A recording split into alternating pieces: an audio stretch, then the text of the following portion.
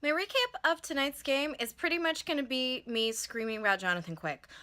Oh my God, this is the goaltending that we had been missing when he was gone. This game should have been the complete opposite of the Boston game where we scored 9 goals.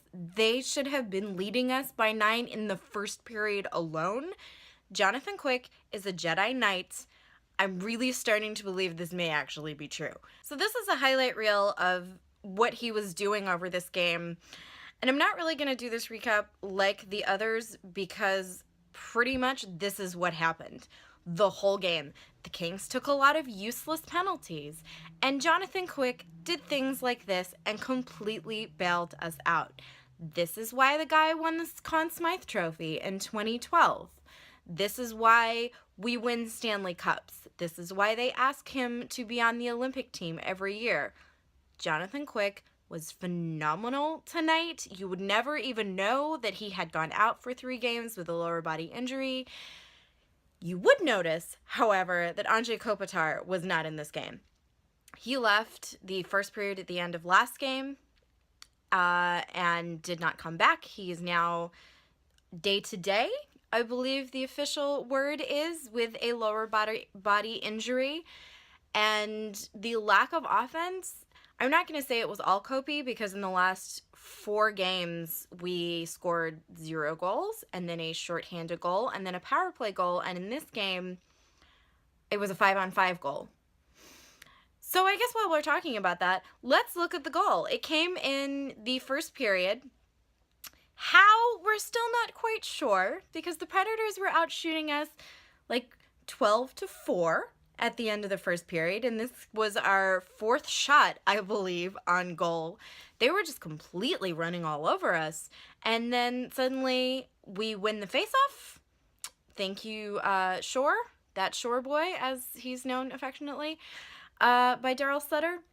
We get it to Muzzin, who is at the blue line, and bam! Blast through traffic, past Pecorine, and the Kings are up completely inexplicably 1-0, except it's not inexplicable. It was Jonathan Quick.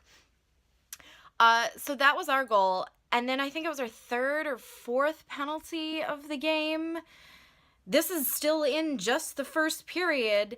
They tie it up, and it wasn't even hard. And it wasn't even really like it was Jonathan Quick. It was just that after 4 penalties, this kind of thing is going to happen.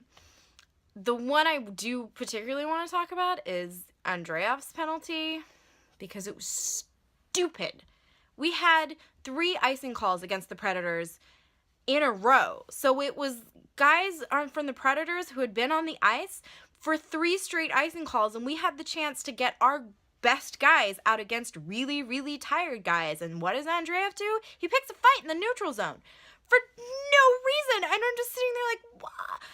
Like, the other penalties, justified or not, did seem to be the refs kind of calling it against us. There was one where McNabb ran the net off its moorings, and it was in no way deliberate. He just literally ran out of room to skate, and he ended up in between Quick and the net, and it got knocked off, and that got called as a deliberate delay of game penalty.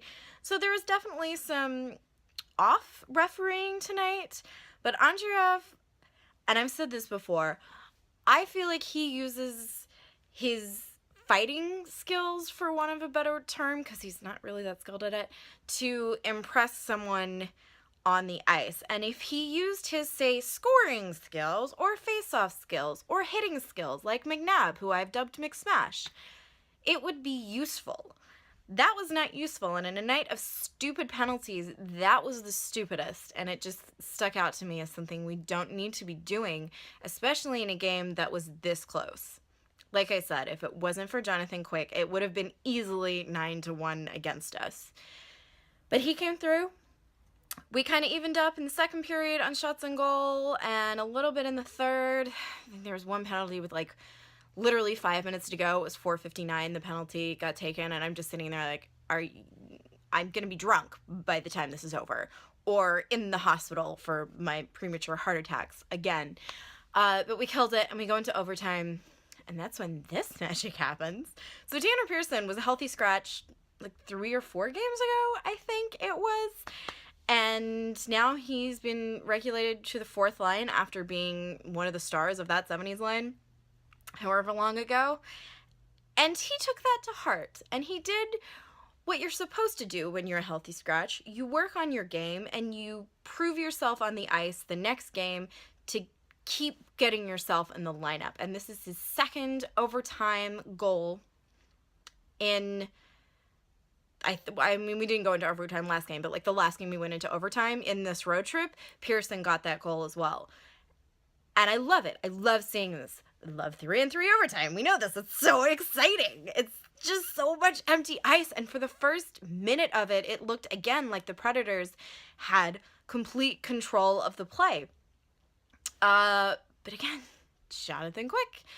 Okay, and I will say though, because I've been singing his praises all night, Luke Shen, Alec Martinez, Jake Muzzin, Drew Doughty, obviously, all made huge contributions tonight. Our defense and our penalty kill was and had to be very, very good tonight. Doughty on this East Coast road trip is clearly making his bid for Norris Trophy nominee, and he made some game-saving plays that prove he's the best defenseman in the league. Sutter said about him the other day that if they just want to make the trophy based on points, then they should really rename the trophy. Or we could, give it to someone like Drew who deserved it. So awesome defense tonight.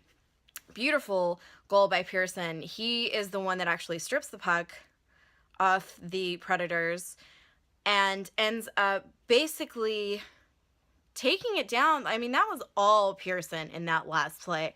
He definitely had help from the other people on the ice, but that was Pearson really stepping up. And it's so good to see because a month ago, we had 12 points ahead of our latest rival, or closest rival, sorry. And now there are 2. So it wasn't just this road trip, but this road trip was a big part of what killed the Kings' lead.